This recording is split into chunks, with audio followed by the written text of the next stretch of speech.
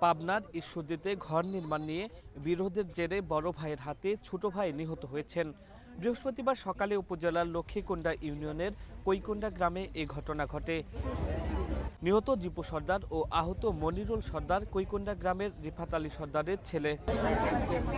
নিহতের পরিবার ও স্থানীয়রা জানান, কৈকুণ্ডা গ্রামের রিফাত সর্দারের বড় ছেলে মনিরুল সর্দার ও ছোট ছেলে দীপু সর্দারের মধ্যে বাড়ি ও জমিজমা সংক্রান্ত বিষয়ে দীর্ঘদিন থেকে বিরোধ চলছিল।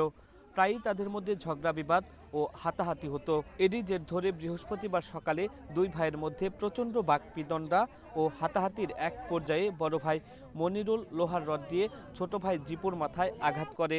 পরে স্থানীয়রা উদ্ধার করে প্রথমে ঈশ্বরদী উপজেলা স্বাস্থ্য কমপ্লেক্সে নিয়ে গেলে অবস্থার অবনতি হলে রাজশাহী মেডিকেল কলেজ হাসপাতালে নেওয়ার পথে দীপুর মৃত্যু হয়। এদিকে বড় ভাইকেও আশঙ্কাজনক অবস্থায় হাসপাতালে ভর্তি করা হয়েছে।